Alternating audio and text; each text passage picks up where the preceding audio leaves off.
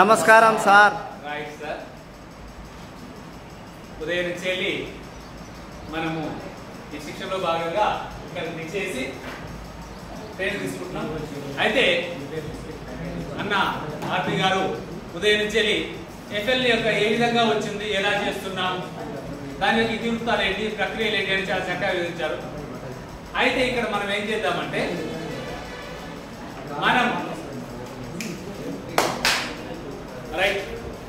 మనం ఏం చేస్తున్నామంటే ఇక్కడ ఎఫ్ఎల్ ఏ విధంగా సాధించాలి విద్యార్థులు, మనం ఏం చేస్తున్నాము, ఏం చేయాలనే భావనతోనే ఉన్నాం. అయితే ఇక్కడ మనం చేయాల్సింది ఏంటంటే ఎఫ్ఎల్ సాధించాలనుకుంటున్నాం. ఎఫ్ఎల్ కొంచెం పక్క పెట్టాలి. మన స్కూల్లో విద్యార్థులకు మనం ఏం చెప్పాలి, తెలుగు పరంగా ఏం చెప్పాలనే ఆశయంతో మనం క్లాస్లో పెడతాం. రైట్. ఒకటి అనగనగరాగమతి చెయ్యిల్లుచునుండు తినగ తినగవేము తీయనుండు సాధనమున పనులు సమకూరు ధరలోన విశ్వదాభిరామ వినురవేమ. ఓకేనా, మనం విన్నాం. రైట్. అయితే మనం పాట పాడగా పాడగా పాడగా ఏమవుతుంది, రాగం శ్రావ్యంగా వస్తుంటుంది. అవునా కాదా? అంటే వేపాకుడు తింటుంటే తీయగా అవుతాడు. అదేవిధంగా మన పనులు ఇవన్నీ వచ్చు. మన విద్యార్థులకు ఏ విధంగా చెప్పు, ఎలా చెప్పు, ఏం చెప్తే బాగుంటుంది అనే విషయాన్ని తెలుసు మనకు. కానీ మనకు ఎంత ప్రాక్టీస్ అవుతే, ఎంత నేర్చుకుంటే, ఎంత మనం అవలంబిస్తుంటే, ఎంత ఆచరణలో పెట్టుంటే, ఎంతసేపు వింటే మనం ఇంకా అందులో నైపుణ్యం యొక్క సాధిస్తాం. మీకు అన్ని తెలిసిన విషయాలే, కాకపోతే ఇంకోసారి మనం పునశ్చరణ చేసుకుంటాం. ఓకేనా? అయితే ఇప్పుడు నేను ఒక పద్యం పాడాను కదా సార్, పద్యం పాడానా? ఇది ఏ శతకము? Very good, very good. ఏ శతకం? వేమన శతకం. ఏ పద్యం ఉండే? అనగనగరాగా మతి చెయ్యిల్లుచునుండు తీయనుండు సాధనమున పనులు సమకూరు ధరలోన విశ్వదాభిరామ వినురవేమ. అంటే ఇక్కడ ఏం జరుగుతుంది సార్, మనకు మన ఇద్దరి మధ్యన, మీకు మధ్య నా మధ్య ఏం జరుగుతుంది ఇక్కడ? రైట్. నేను చెప్పే అంశాన్ని మీరు వింటున్నారు, మీరు చెప్పే అంశాన్ని నేను వింటున్నాను. అవునా? రైట్. అయితే ఇక్కడ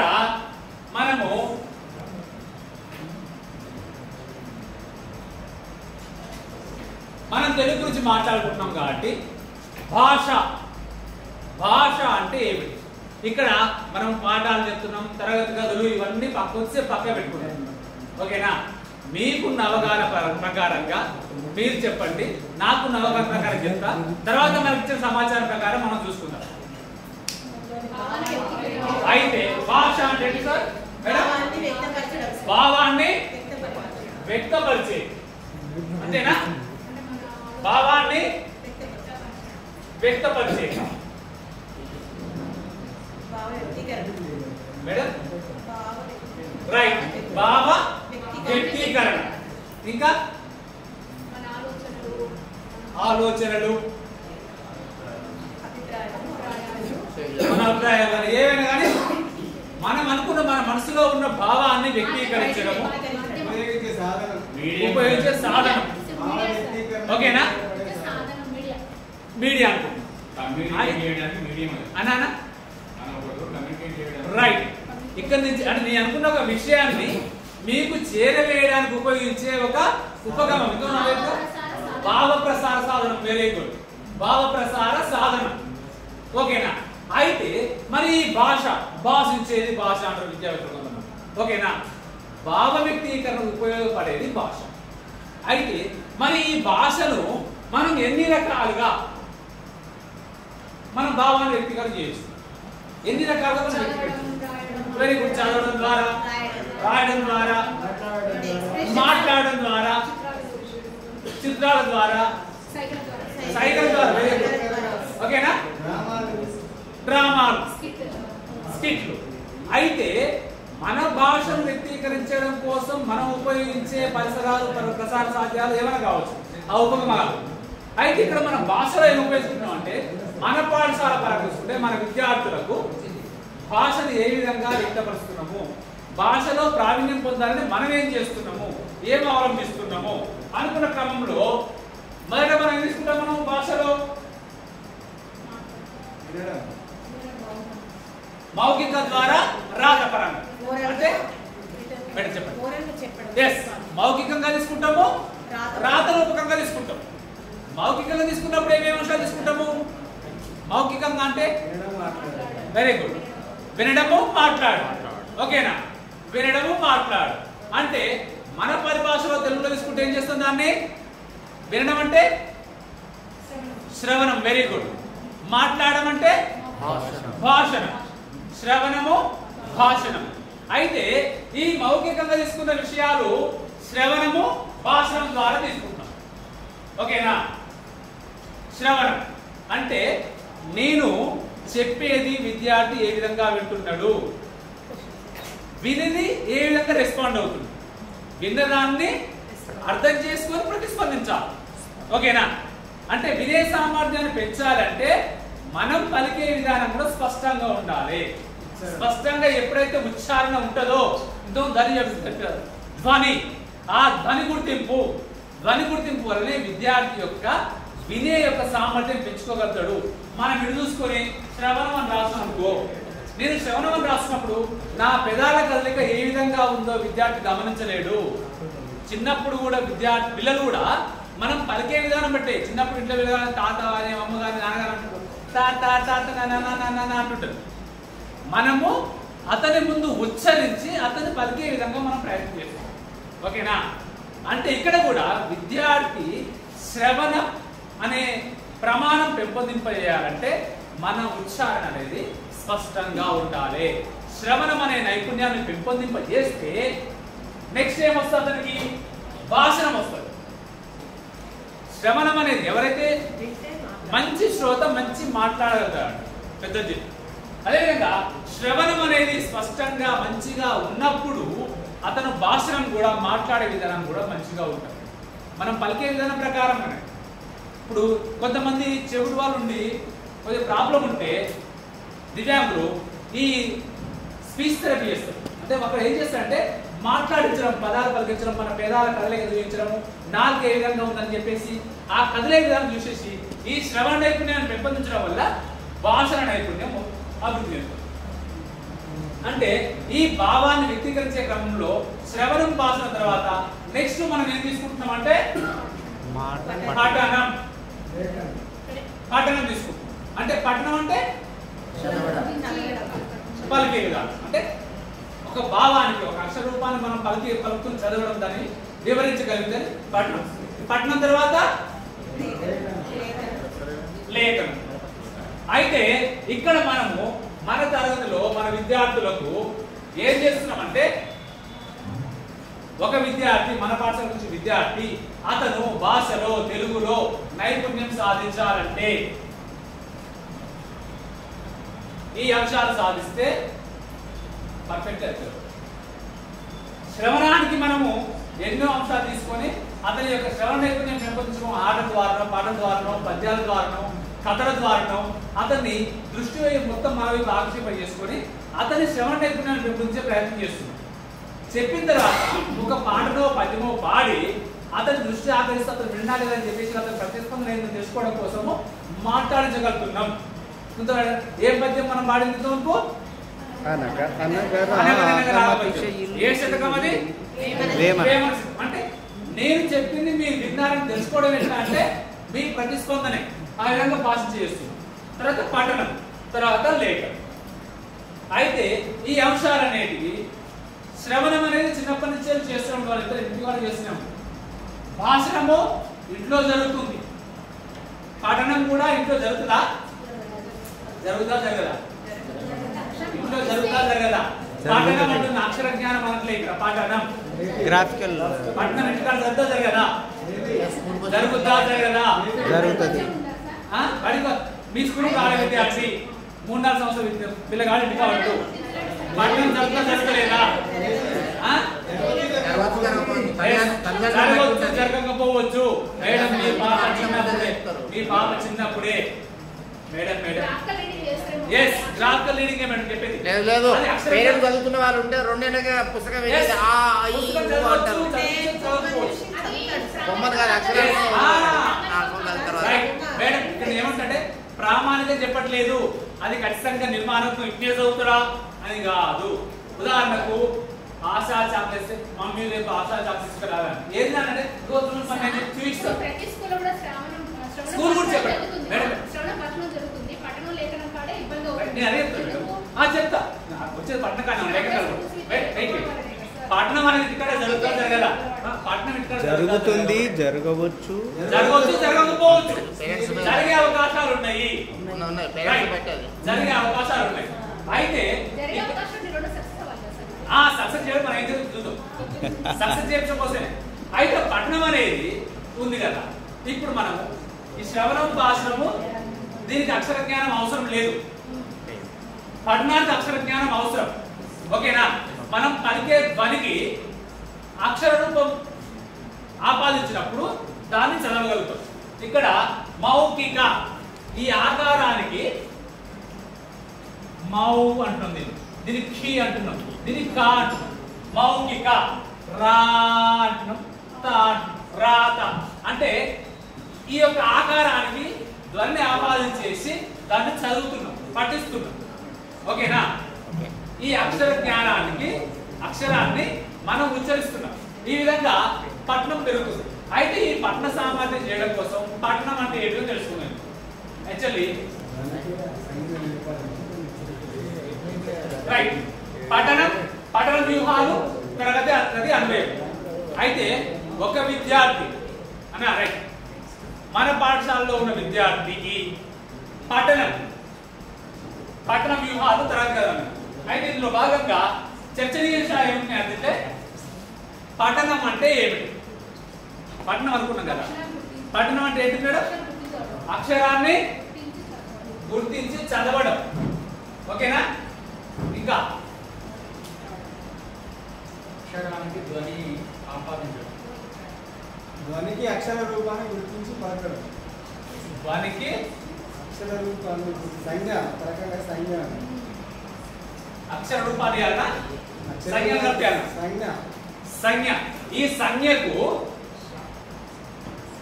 సంజ్ఞకు ధ్వనిని ఆపాదిస్తున్నాం అంతేనా అప్పుడు దాని ఏంది ఆ దీన్ని ఆ అని చదువుతున్నాం ఓకేనా ఈ విధంగా ఈ చేసే క్రమంలో ఇంకా ఏముంది అక్షరాలే చదువుతారా ఇంకేం చదవడా అక్షరాలు మాత్రమే చదువుతాడు ఇంకేం చదవడా బొమ్మలు చదువుతాడు చిత్రకథలు చదువుతాడు చిత్రాలు చదువుతాడు ఓకేనా రైట్ చిత్రకథలు కథలు కవితలు పాటలు ఓకేనా ఒక సన్నివేశం చూసి కూడా దాన్ని చదువు చెప్తాడు మనం అంటే నానా ఈ చిత్రం చూసి ఏం జరుగుతుంది చెప్పినాను అంట ఆ చిత్రాన్ని అతను అంటే ఆ చిత్రంలో భావాన్ని వ్యక్తీకరిస్తున్నాడు చెప్పగలుగుతాడు అంటే ఆ చిత్రం అవగాహన ఆ విధంగా చిత్రకథ కూడా చదవడం జరుగుతుంది ఓకేనా అయితే ఇంకా నెక్స్ట్ పాఠశాలలో పఠనంలో మరి అయితే ఇక్కడ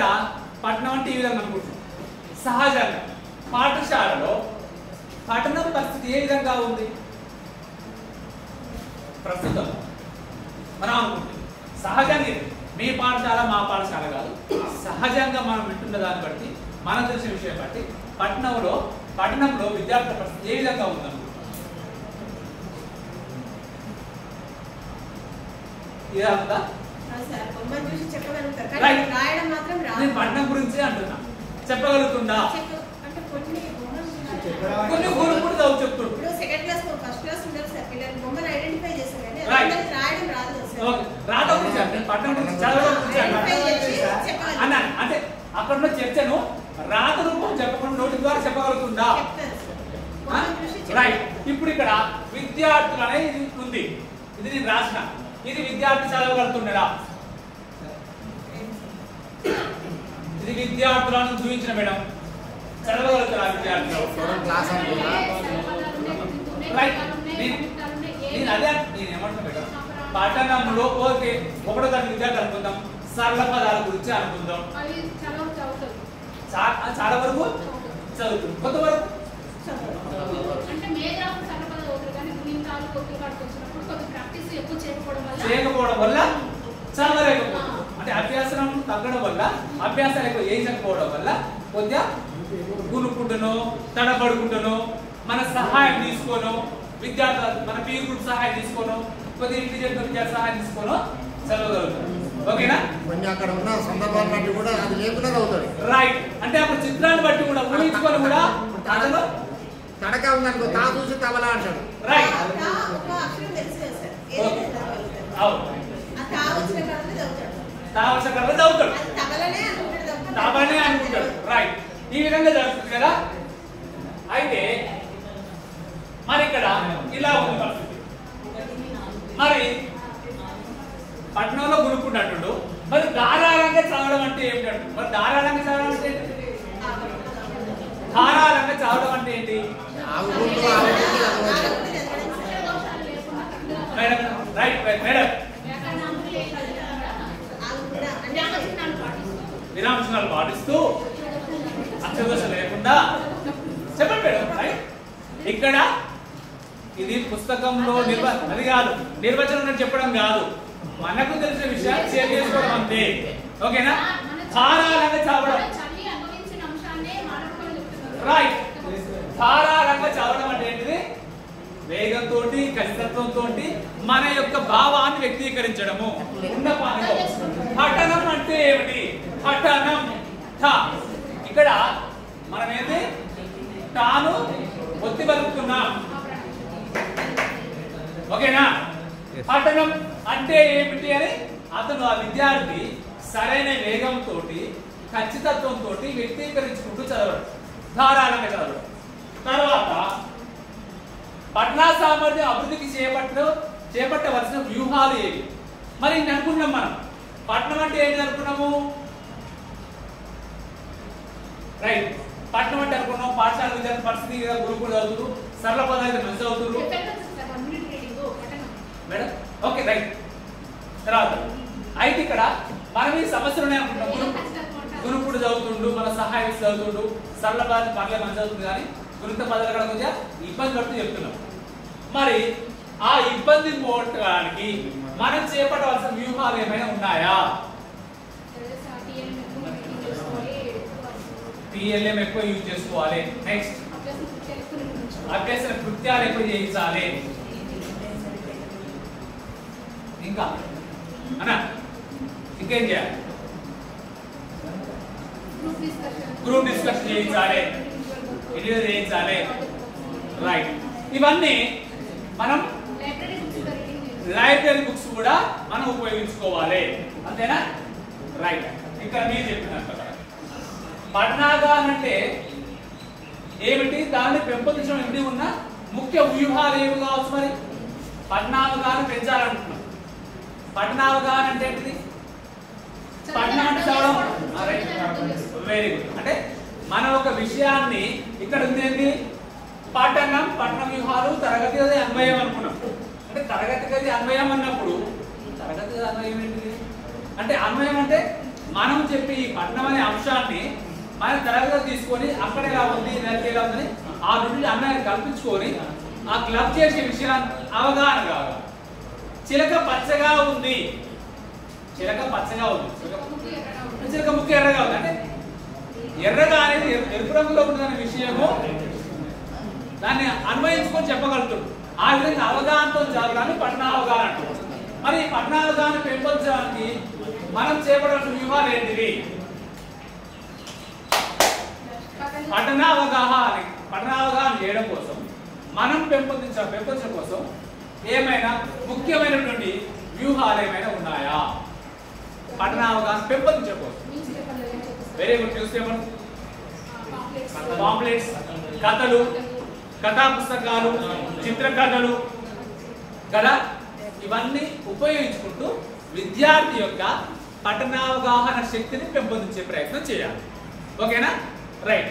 ఈ విధంగా చేస్తే పఠనం అభివృద్ధి అవుతుంది కదా. రైట్. ఇప్పుడు మనం చర్చించుకున్న అంశాలు ఇందులో కూడా కొన్ని ఉన్నాయి. అవి ఒకసారి మనం పరిశీలిద్దాం. పఠనం అంటే ఏమనుకున్నాం మనము? రాత రూపంలో లేదా సంక్షిప్త రూపంలో ఉన్న ఏ అంశాన్నైనా చదివి అర్థం చేసుకోవడమే అసలైన పఠనం. ఓకేనా? రాత రూపంలో గానీ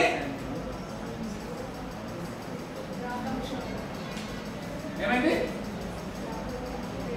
రాత రూపం లేదా ముద్రిత రూపంలో ఉన్న ఏ అంశాన్నైనా ఏమంటున్నాం మనము? ఏ అంశాన్నైనా అర్థం చేసుకోవడమే అసలైన పఠనం. ఓకేనా? అయితే చదవడం అంటే కేవలం పాఠ్య పుస్తకాన్ని మాత్రమే చదవడం కాదు, అదనపు పఠన సామాగ్రి ఏమైనా కథలు, కవితలు, వార్తలు, చిత్రాలు, చిత్రకథలు మొదలైన ఏవైనా కూడా చదివే పరిజ్ఞానం పెంపొందించుకోవడమే పాఠనం అని అంటున్నారు. అయితే మరి దీన్ని చదవడము తిరిగి వ్యక్తీకరించడం కూడా చదవడము తిరిగి వ్యక్తీకరించడం కూడా రావాలి.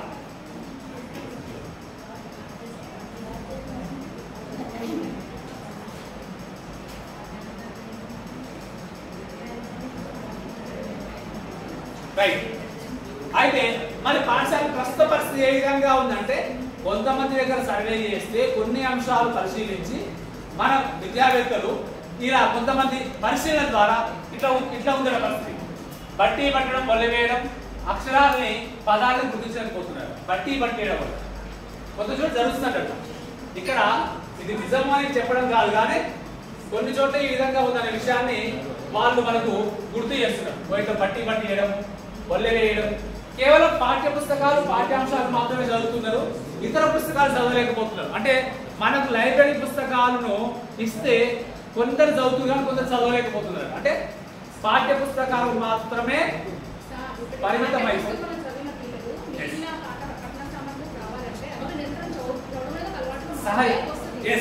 అంటే ఇక్కడ ప్రస్తుతం పరిస్థితి చెప్తున్నాడు. ఇంతో మీరు చెప్పారు కదా, గొర్రెప్పుడు చదువుతున్నారు, కూడబడుకు చదువుతున్నారు, తెల్లబడి చదువుతున్నారు అని చెప్పి సరళ పదాలు మంచి చదువుతున్నారు, కానీ మిగతా పదాలు వచ్చినప్పుడు కొంచెం ఇబ్బంది పడుతున్నారు.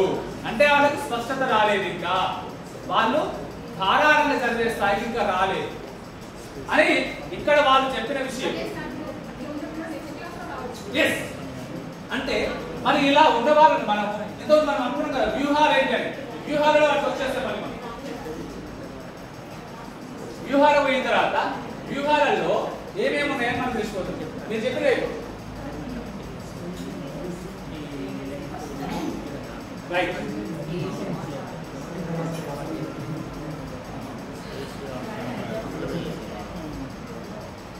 ఇక్కడ ధారణగా చదవడేది నిర్ణీత వేగంతో పరిచిత అపరిచిత అంశాన్ని చదవగలడు. ధారాళంగా చదవడం అంటే నిర్ణీత వేగంతో, అంటే ఈ ధారాళంగా చదివే అంశంలో ఖచ్చితత్వము, వేగము, వ్యక్తీకరణ. ఖచ్చితత్వము, వేగము, వ్యక్తీకరణ.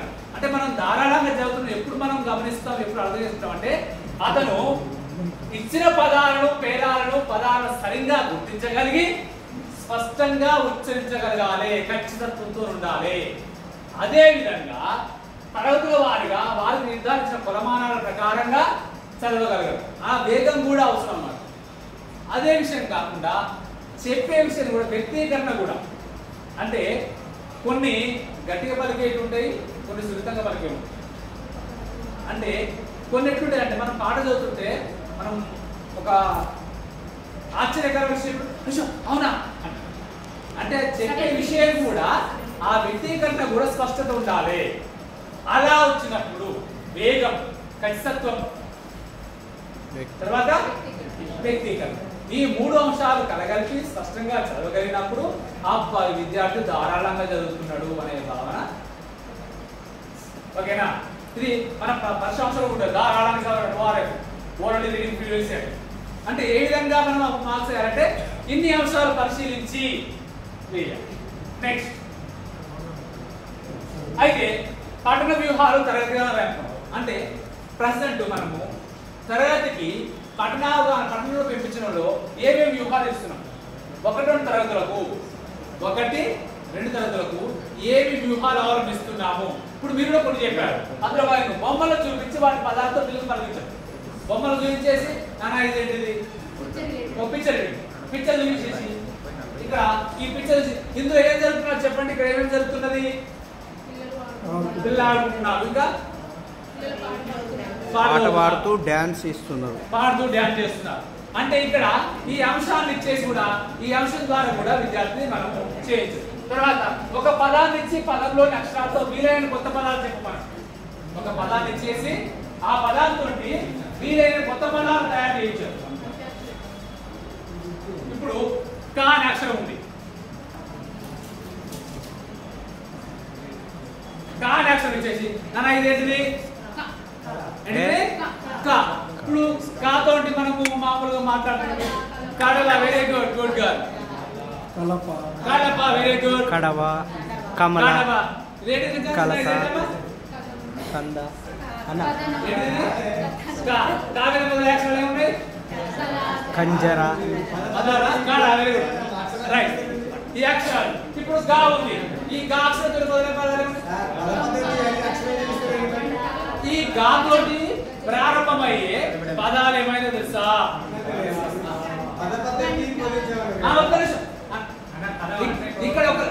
ఇక్కడ నేను ఏమంటున్నానంటే ఇక్కడ పద పద్ధతులు అక్షర పద్ధతులు కాదు. ఇక్కడ వచ్చిన విషయం ఏంటంటే మనం పట్టణావగాహన పెంచడం కోసం చేస్తున్న ప్రక్రియ ఇది. పట్టణంలో వెనుకబడుతుంది కాబట్టి ఏ విధంగా అతను మోటివేట్ చేస్తే ముందుకెళ్తాంలే ఇట్లా అక్షరం చూపించేసి ఈ అక్షరం తోటి పరిచయమైన పదాలు తెప్పించడం. పదాలు తెప్పించేసిన తర్వాత ఈ అక్షరాన్ని ఎక్కడ మనం మళ్ళీ ఇక్కడ రాసి కూడా చూపించడం.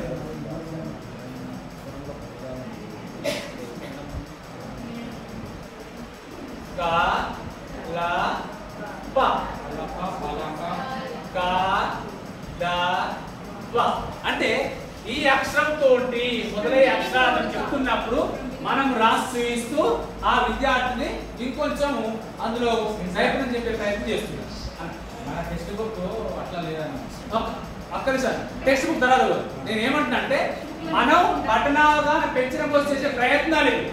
క్లాస్ లెసన్ చెప్పిన తర్వాత సీక్రెట్ విద్యార్థిగా ఓవరాల్ 1-2 తరగతి విద్యార్థులకు కూడా సీక్రెట్ విద్యార్థి చెప్పమంటారా లేదా లెసన్ స్టార్టింగ్ విషయం గురించి చెప్తున్నాను. ఇప్పుడు స్టార్టింగ్ ఒకటి తరగతిలో మనం ఉదాహరణకు తబలా చెప్తున్న పాట లేకపోతే కంజర చెప్తున్నాం. తబలా పాట చెప్తున్నప్పుడు పాడు పాడు పదం పరిచయం చేసి పదాలు తయారు చేసి సీనన్న పాట మాట ఆట. పరిచయం చేసి తర్వాత ఓకే సార్ ఒకసారి కూర్చుంటా లేస్తారా? మీ ఇష్టం. లేవండి. లేండి. నేను తబలా అన్నప్పుడు మీరు సపోర్ట్ కొట్టాలి. అంటే ఒకసారి మేడం మేడం చెప్పినట్టు మేడం మరి ఒకసారి లేస్తారా? ఒకసారి లేవండి. ఒకసారి లేవండి. రైట్. సార్ చెప్పింది నమ్మ మమ్మ okay okay right. Madam madam madam నాతో పాటు నేను పాట పాడండి. రిలాక్స్ సైడ్కి రండి madam please. Get a follow. తరికితతో తరికితతో తరికితతో తరికితతో తగదినతో తగదినతో తగదినతో తగదినతో తగదినతో తగదినతో తగదినతో తగదినతో చప్పుడు చేసే తబలా చప్పుడు చేసే తబలా తగదినతో తగదినతో తగదినతో తగదినతో తగదినతో తగదినతో తగదినతో తగదినతో చప్పుడు చేసే తబలా చప్పుడు చేసే తబలా తాళం వేసే తబలా తాళం వేసే తబలా డమ్ డమ్ డమ్ డమ్ డమ్ డమ్ అంటూ డమ్ డమ్ డమ్ డమ్ డమ్ డమ్ అంటూ డమ్ డమ్ డమ్ డమ్ డమ్ డమ్ అంటూ దరువులు వేసే తబలా దరువులు వేసే తబలా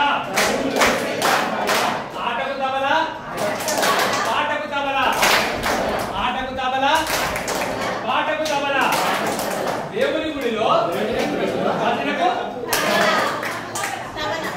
అందరూ ఇంకా అనలే అప్పుడే సపోర్ట్ ఇన్వాల్వ్మెంట్ ఇన్వాల్వ్మెంట్ భజనకు తబలా దేవుని గుడిలో భజనకు తబలా ఆటకు తబలా పాటకు తబలా ఆటకు తబలా పాటకు తబలా రైట్ లేదు థ్యాంక్ యూ.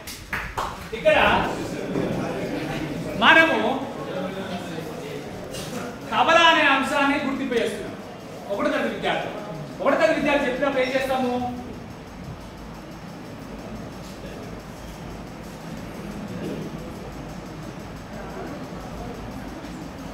లా త బ ల ఈ అక్షరాలు మాత్రమే పరిచయం చేస్తున్నాము. ఈ అక్షరాలు మాత్రమే పరిచయం చేస్తున్నాము. అంటే పాట మొత్తం పాడించడం కోసం, మొత్తం ఎంజాయ్ చేయించడం కోసం తప్పిస్తే పాట నేర్పే ఉద్దేశం కాదు. పాటను ఆధారంగా చేసుకొని ఈ 3 అక్షరాలు నేర్పడమే. నేర్పి పదే పదే ఉచ్చరిపై చేసుకుంటాం. ఉచ్చరిపై చేసుకుంటూ అతన్ని ఈ అక్షరాల సహాయంతో ఇక్కడ ఏముంది? 1వ అక్షరం ఏంటిది? త. 2వ అక్షరము బ. 3వ అక్షరము ల. త బ ల. అయితే ఇక్కడ మనము ఇలా అక్షరాలు వచ్చేసి రైట్. ఇప్పుడు 1వ అక్షరము 3వ అక్షరం ఏంటమ్మా ఇది? అంటే ఇక్కడ ఉన్న అక్షరాలతోటి మనం కొత్త పదాలను తయారు చేయించాము. అతను పూర్తిగా రావచ్చు, రాకపోవచ్చు, మన ప్రయత్నం. అంటే పదే పదే అభ్యాసాలు చేయించడం వల్ల ఇంకా కొత్త అక్షరాలతో కొత్త పదాలు చేసుకునే అవకాశం. నెక్స్ట్ డీకోడింగ్ అనే ఒక్క నిమిషం. డీకోడింగ్ అనేది చదివే సమయంలో ఉపయోగించే ఒక ముఖ్యమైన నైపుణ్యం. విద్యార్థి అక్షరాలను చూసి వాటి ధ్వనులను గుర్తించి వాటిని కలిపి పదంగా పలకడము. అంటే ఇక్కడ ఈ రెండింటిని ఏం చేస్తున్నాం మనము? డీకోడింగ్ చేసి చదువుతున్నాం. ఇక్కడ ఏంది? త త ల ఈ 2 లేక ధ్వనులను ఒక దగ్గర డీకోడింగ్ చేసేసి కొత్త పదాన్ని మనం చదువుతున్నాం. అయితే ఉదాహరణకి తబలా చూస్తున్నాం. ఇక్కడ తబలలో 3 అక్షరాలు ఉన్నాయి. 3 త బ ల 3 అక్షరాలు తీసుకొని ఏం చేస్తున్నాము? ఆ పిల్లగానితోటే, ఆ విద్యార్థులతోటే మనం త బ ల 3 అక్షరాలు ఉచ్చరింప చేస్తూ కొత్త పదాలను నేర్పించే ప్రయత్నం చేస్తున్నాం. ఇక్కడ చూడండి, మెగాఫోన్ ధ్వనులపై అవగాహన.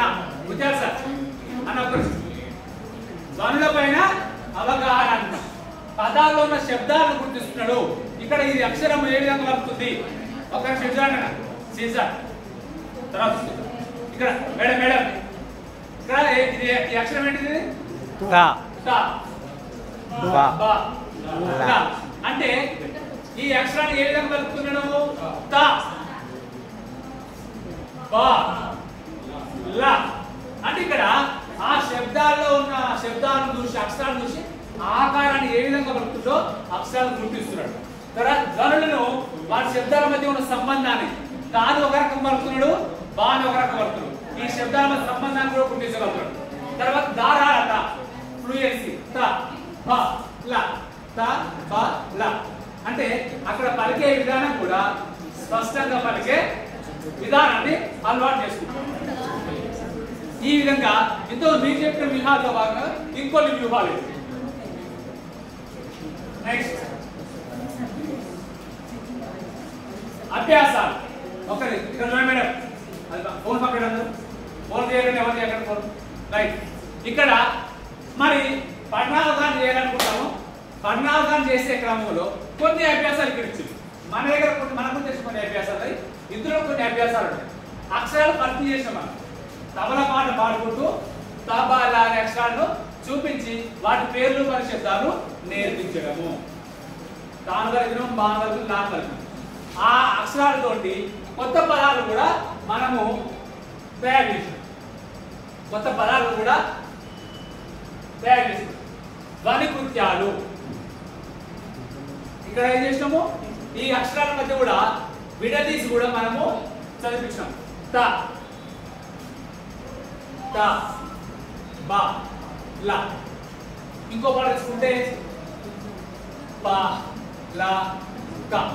ఇలా మనం ఏవైతే పాట చెప్తున్నామో అందులో మనము ఫోకస్ లెటర్స్, ఏ అక్షరాన్ని మనము నేర్పించాలనుకుంటున్నామో ఆ అక్షరాల మీద దృష్టి పెట్టించి పదే పదే ఉచ్చరించడం, వాటికి సంబంధించిన అభ్యాసాలు చేయించడం ద్వారా వాటిని చేసుకుంటాం.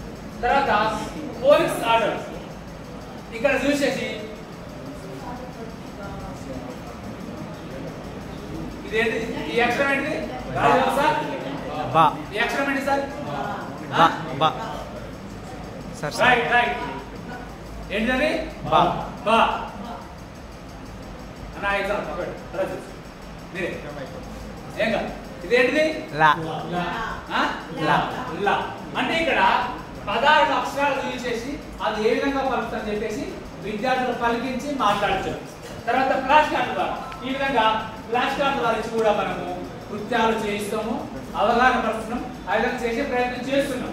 అంటే ఈ విధంగా ఎన్ని చేసుకుంటూ మనం ఏం చేస్తాం, మనము చివరి ఉద్దేశం ఏంటి, మనకు విద్యార్థి అక్షరాన్ని గుర్తించి చదవగలరు, అక్షరాన్ని గుర్తించి చదవగలగడం, చదివించే ప్రయత్నం చేస్తున్నాం. Next blending. బ్లెండింగ్ అంటే ఇక్కడ 1 2 3 ఇక్కడ అక్షరాలు ఇచ్చేసి ఇక్కడ పదాలు అక్షరాలు ఇచ్చేసి వాటి కింద 1 2 3 4 6 7 8 1 నుంచి 2 వరకు అంకెలు ఇచ్చేసి, అంటే ఈ అంకెల ద్వారా ఈ గల్లలో ఉన్న అక్షరాలను గుర్తించేసి వీటి ద్వారానే పదాలు తయారు చేయాలి. ఇక్కడ 7వ అక్షరం ఏంటిది? 7వ అక్షరం ఏంటిది? ఆ.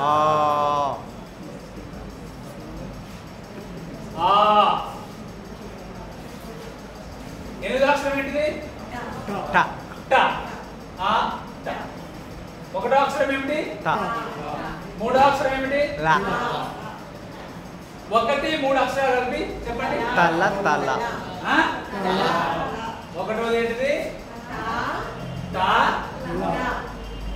న. ట. ల. తల.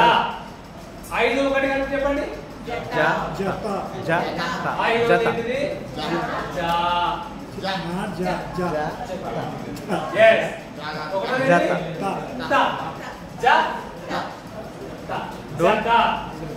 4 8 4. 4వది ఏంటిది? కమ్.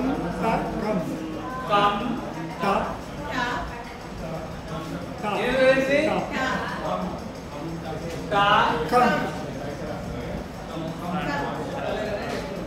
ఏంటిది? కంటకం. కంటకం. నెక్స్ట్ 5 3 5. 5 ఏంటిది? జల. జ.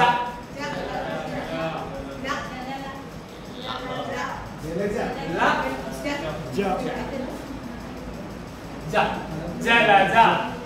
ఈ విధంగా మనము అక్షరాల ద్వారా పదాలను కొత్త పదాలు తీసుకుని బ్లెండ్ వీటిని పలికి విద్యార్థులు పలికించేసి కొత్త అక్షరాలతో కొత్త పదాలను మనం నేర్పించే ప్రయత్నం చేస్తాం.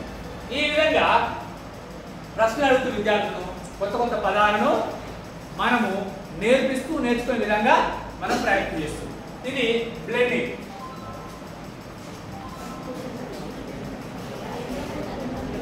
నెక్స్ట్ ఏం చేస్తాం?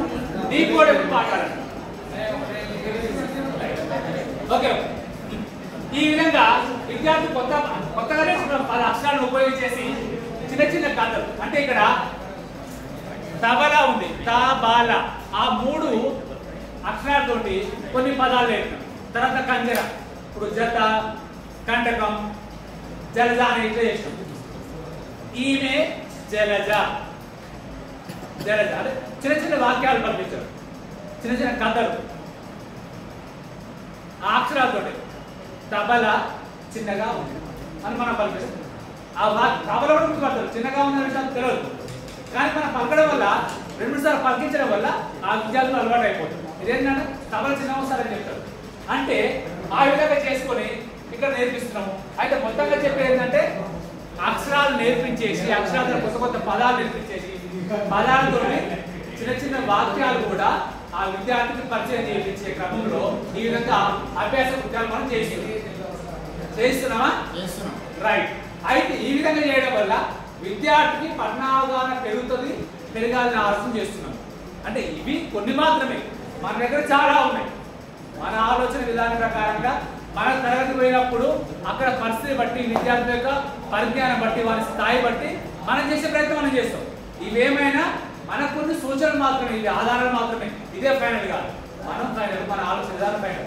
ఎందుకంటే మనకు తరగతి పోయిన తర్వాత ఆ తరగతి అన్వయంలో భాగంగా మనం ఏమైతే అనుకుంటున్నామో అది చెప్పే క్రమంలో, విద్యార్థి స్వీకరించే క్రమంలో అతని స్థాయి బట్టి మన స్థాయి దిగి చెప్పే క్రమంలోనే రకరకాల విధానం పాటిస్తున్నాము, పద్ధతులు పాటిస్తున్నాము, అవి నేర్పుతున్నాం. ఈ విధంగా మనం పట్టణావగాహన పెంపొందించే ప్రయత్నం చేస్తున్నాం. రైట్.